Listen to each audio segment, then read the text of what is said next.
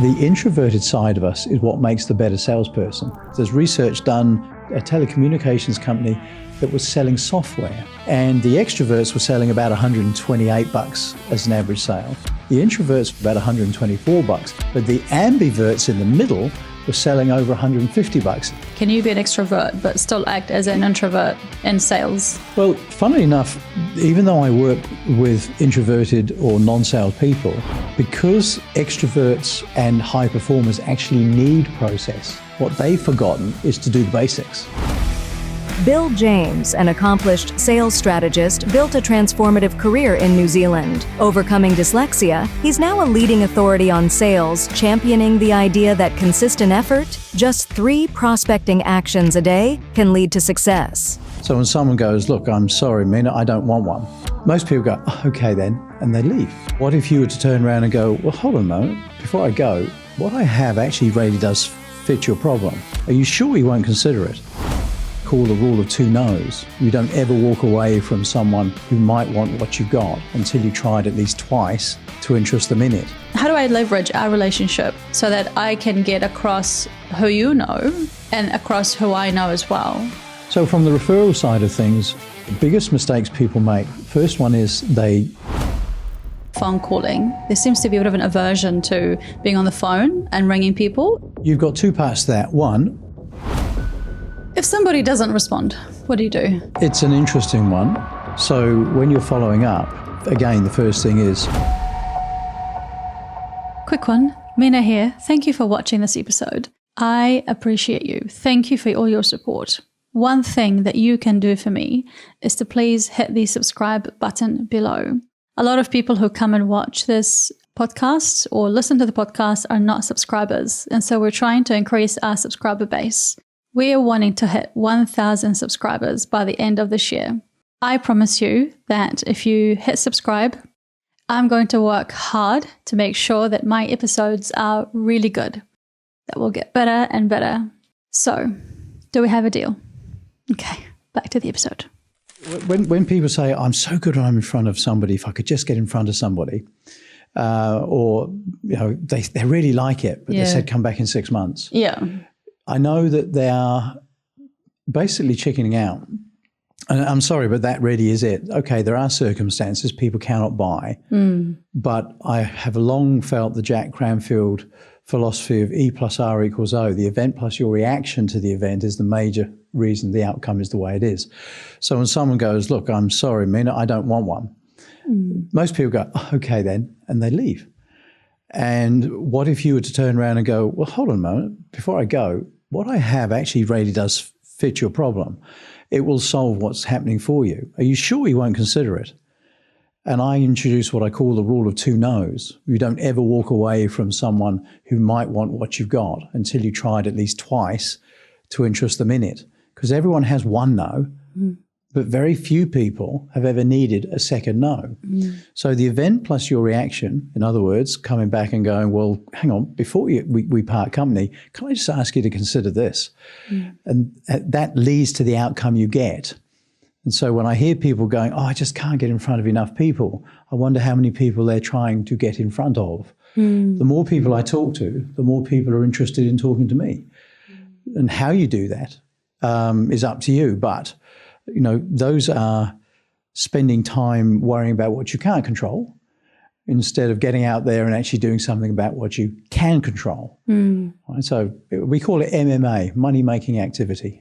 I love that. Everybody talks about, hey, we're going to work hard. We're going to find a lot of people, talk to lots of people to land a deal or a sale.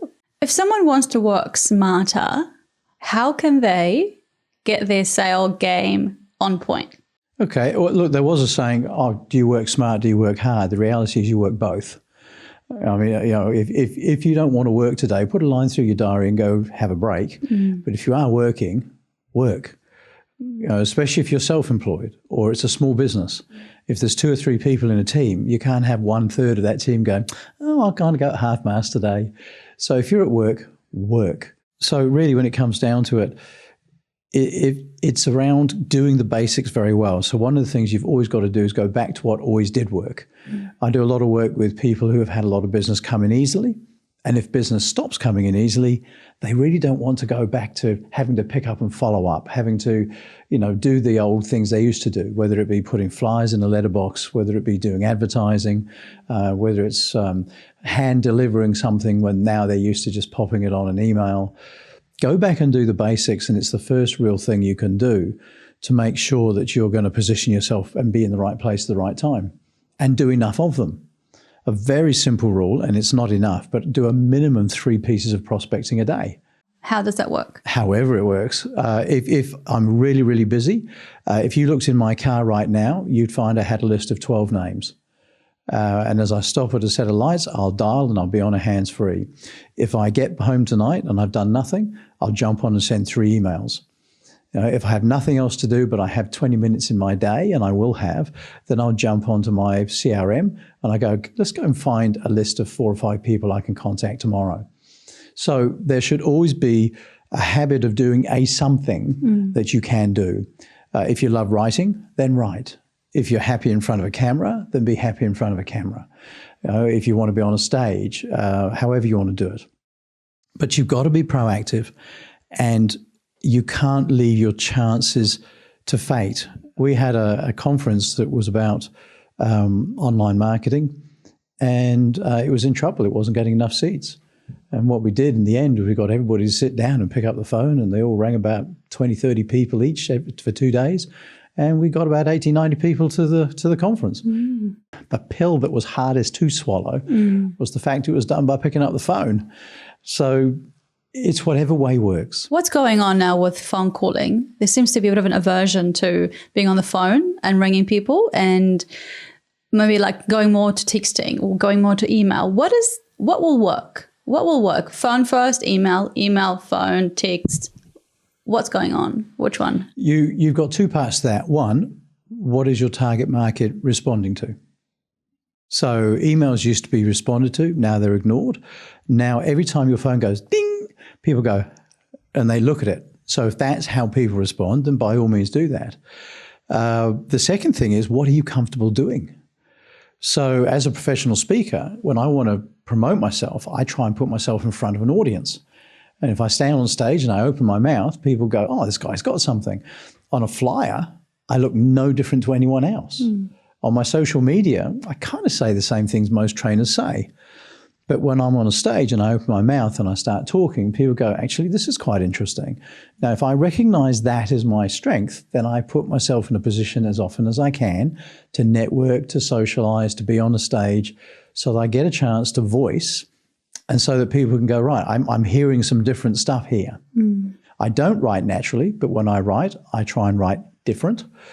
And so I'm just working to my strengths. How do you write different? I just write as me, I guess. I'm a very pragmatic person. When people come and listen to me speak, for example, they'll end up in an hour with a dozen things they literally can walk away and do. And to my absolute delight, because I'm a person of service, I love to help people actually get up and do things. If someone gives me an email the next day going, oh, I tried that, it really worked, that's a bonus and a half. Nice.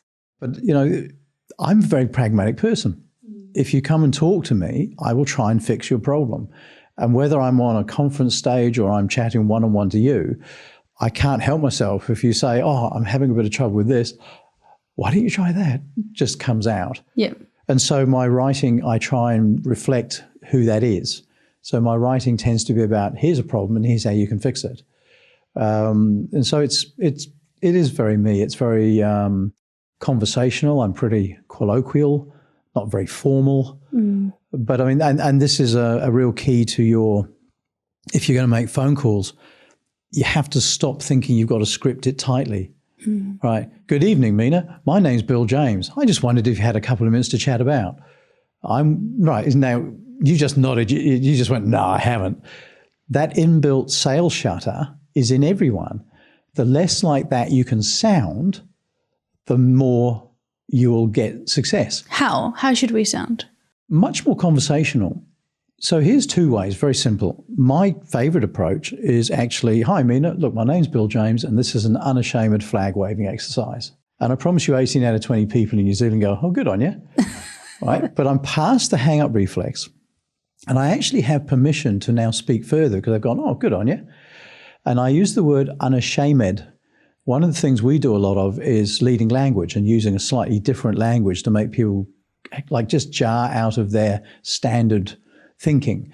So when I say unashamed, it's not an accident because it makes people distracted by the word unashamed and they actually forget to hang up on me. So when I ring up and say this is an unashamed flag waving exercise, that's a practice piece of language. And so language is an important thing. It's one of the things we do. But that approach, and maybe followed with, look, I appreciate that you're busy. Give me 30 seconds. If I can't impress you in 30 seconds, tell me. Otherwise, let's see how we go. And people go, oh, no, you got 30 seconds. So as an example, another one is a very, very simple one, which is to have an attention grabber and a getter. We did one with a recruitment company and they rang up and they were targeting people who'd been in the paper for 8 weeks. And they just rang and said, look, my name's XYZ. You've got an advertisement that's been in the paper 8 weeks. Maybe you're not having any joy filling it. We think we've got 3 candidates that could fill it. It just made sense to pick up the phone and talk to you. Mm. And we call that reasonable relevance. Mm. And if you're reasonable and you're relevant, you get the time at the other end of the phone. It's because people go, oh, okay, that makes sense. And even if they don't want to say yes, what you don't get is, oh, I hate you people calling me, I hate you. And that's what people are afraid of. That's what people fear. Mm. So when you're reasonable and relevant, even when people say no, they go, look, I appreciate the call, but we've just put 8 ads in the paper because we have to. We know who we're going to hire, but appreciate that. And even then, they've now opened a conversation with someone they never have a conversation before with. And if they know what they're doing, they can turn that conversation into, well, obviously you're well in hand with this, but we do a lot around sales, but sales isn't all that you recruit, is it? Oh, no, we recruit a lot of things. So you started a conversation and maybe you can find your way in there. So that very, very simple way of doing it is very much about being you. You've got to be real to you. Authenticity is a magnificent thing. Who would have thought the truth was an advantage? But in a world where we swipe left or right or whatever it is, I mean, I've been married 34 years, I don't swipe left and right. When someone is genuinely who they are, that's a rare thing. I'm like this on stage because I say you've got to be real to who you are. So I don't go on stage and go, hello, everybody. I guess there's a little bit more hamming it up, but basically this is it. And I get a lot of comments going, you're like you are on stage. That's right. That's who I am. If you don't love me, walk away because you were never going to do business with me. Yeah. But if you like me, I will be the best me I can be because it's all I can be. So anybody out there that is working in a sales environment or in a sales role has to accentuate how positive they are and how good they are and stop worrying about all the little things they get wrong, because when you're so good at getting the bits right, no one worries about the bits you get wrong. Now, be aware of them, address them, but be unbelievable at what you do. So people go, look, you're so good at that, I don't care. And we train people in that. I want to take you, this is so good. I would love to take you back though to the emailing bit, emailing, texting, calling. And you were talking about whether it's depending on your audience and your, maybe even the generation. Let's take the generation, the younger people, right? The 25 to 35. How do they work? What do we do? Do we? Oh, well, there's a question. So. Yeah, like how do they work? Do they respond well in emails or phone calls?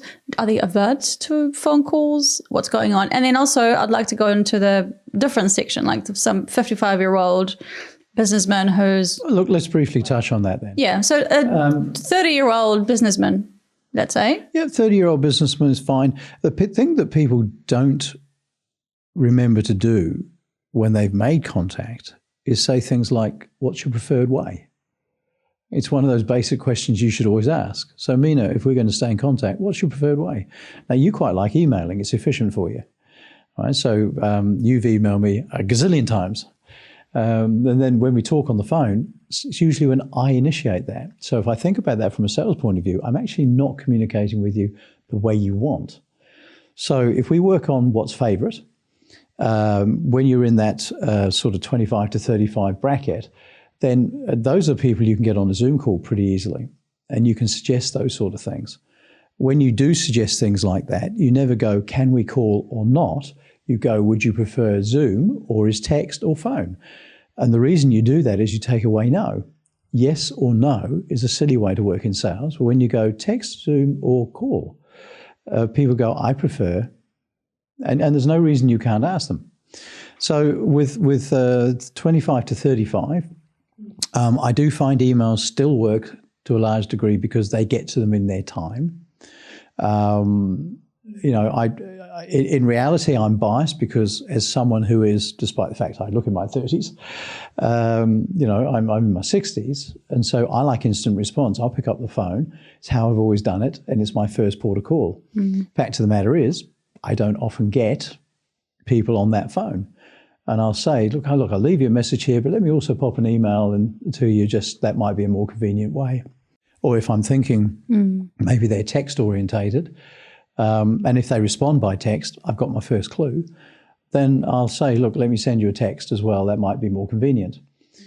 Now, anything that's a faster response and easier to respond to is probably better. So phone is first if you can get them. Text is probably next, or any sort of messaging, because they tend to pick it up. All right, so such and such said, oh, sorry, who is this? So your texting is probably your second favourite because you get a fast response. Then you move into your emails and the such likes.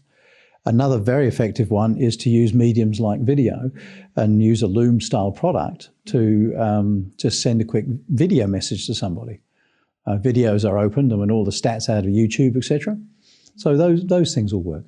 If somebody doesn't respond, what do you do? You've had a chat to somebody and you've emailed them information. You've rang them. You've sent them a text. You've emailed again. They say you've got to follow up 5 times or 7 times to land something. How long do you go before you actually stop following up and letting it go, really? It's an interesting one. You've got to be a little bit careful. It's like saying I want to make my C client into my B and my B into my A. For every B that turns into an A client, the other 99 don't. You're better to go get an A client. I'm shocking for being tenacious. And people say to me, oh, you're very persistent, but you're good at it. So when you're following up, again, the first thing is, so Mina, what would suit you for a follow-up? And you might say, look, give me 2 weeks. Okay, and if I don't connect with you, if I don't hear from you, say in 3 weeks because you get busy, then I might follow you up after that. So straight away, when I talk to people, I try and set that. And if I can set that schedule, they know I'm coming. And in my email or my follow-up, it'll always be, as we just, when we touch base, you suggested 2 weeks, and I said I'll call you in 3. I like them to know I'm keeping my promise, but I also want to remind them they said it was okay. And we don't do that. We go, hi, I was just wanting to, and the word just, please kill it. I was just. As soon as you say I'm just doing something, it means this is unimportant. Why is that? Why just is the bad word? Well, I'm just throwing a cup of tea at you.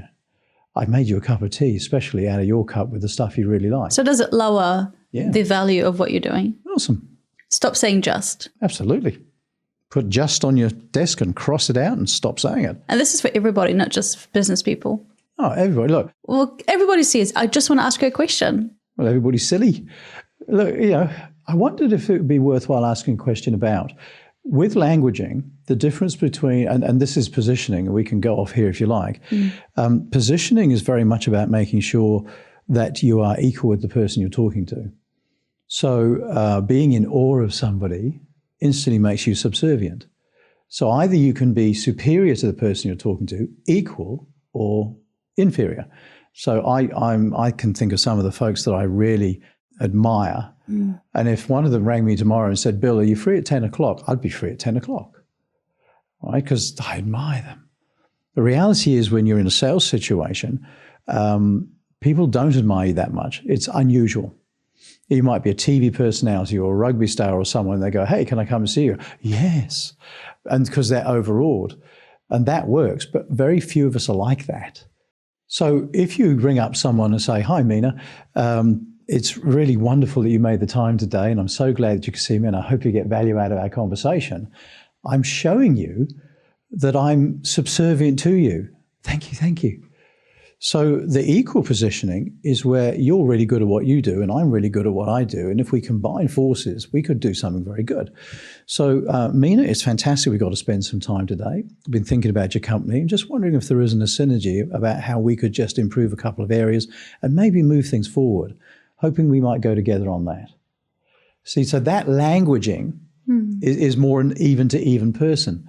It's funny because what we understand is people who are well-known, popular, who, if I want to try and get to someone who's got a big, massive podcast, they say on their podcast, hey, if you want to talk to me, it would be nice if you appreciate my time and understand that I'm busy. And so they expect us to say to them, hey, thank you for making time. I know you're busy.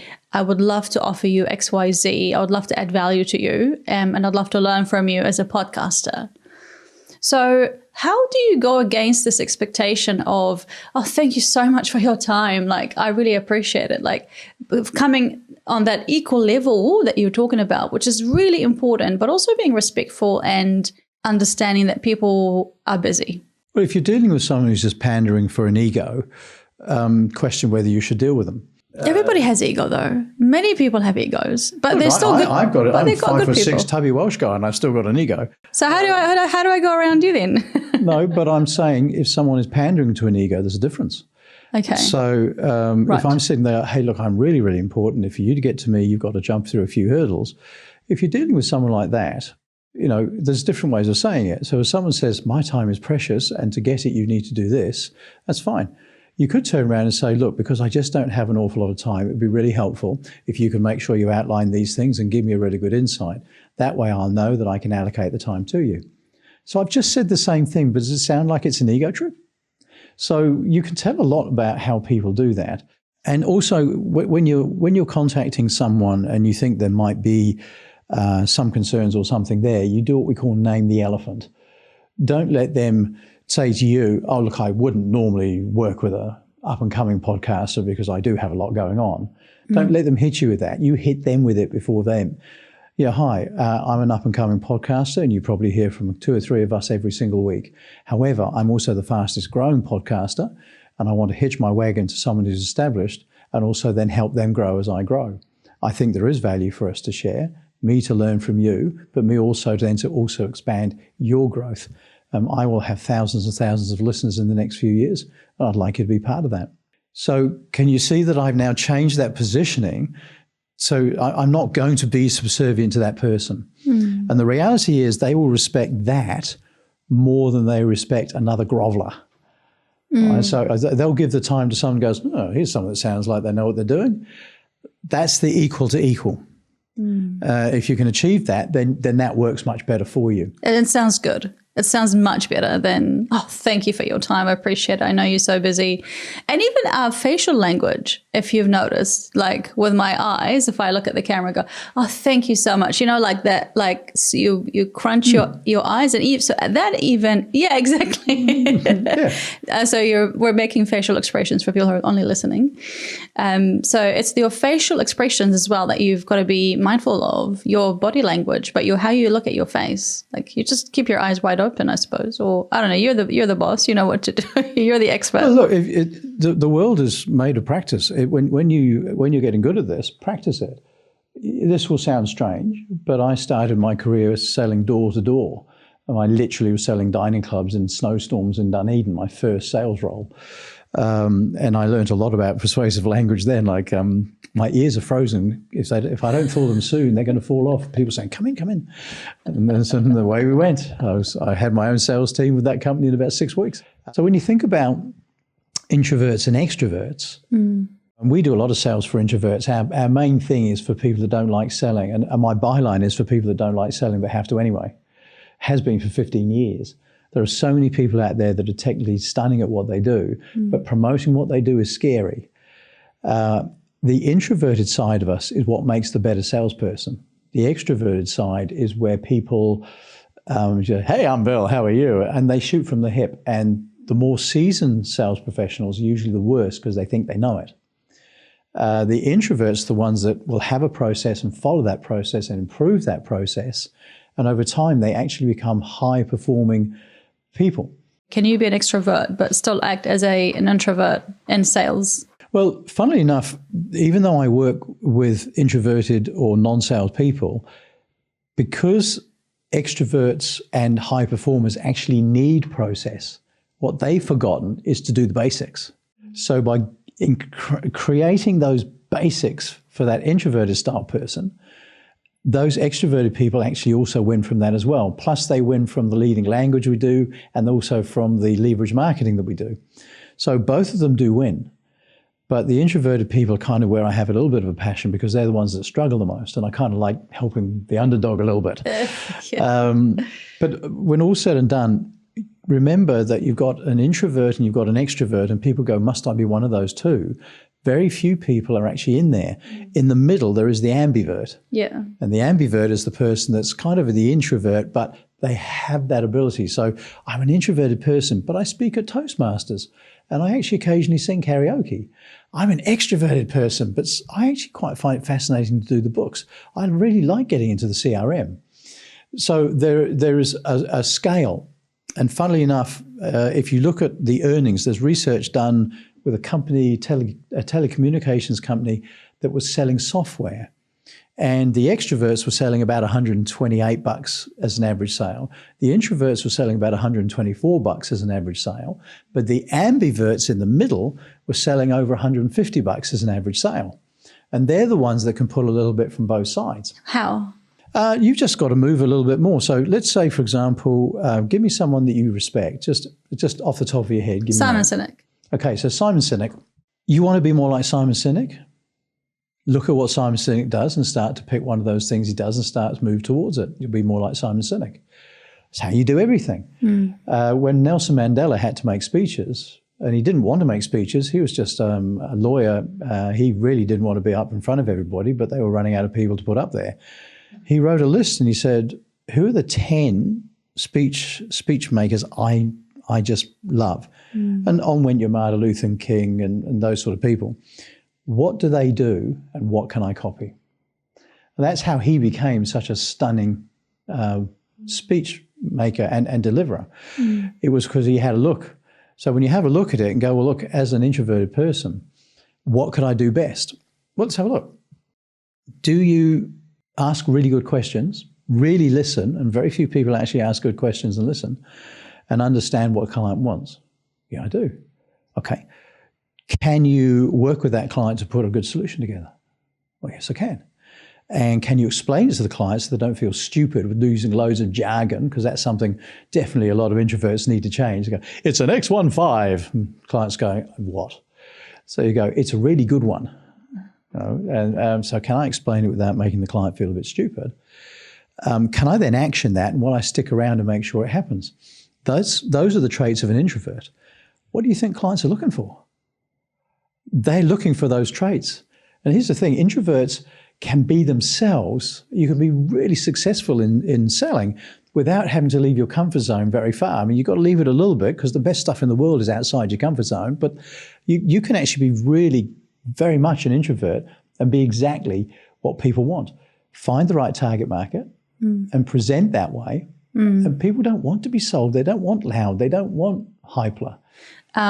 If people want to get hold of you, find out how they can get your services and speak to you and get them on their team and train them and get more sales, how can they do that? Look, I know we're meant to fire websites up, and BillJamesSpeaker.co is a website, but don't be shy about sending me an email, bill@bjames.co.nz. I love helping people. I'm very, very easy to communicate with. I'm very, very easy to get in contact with.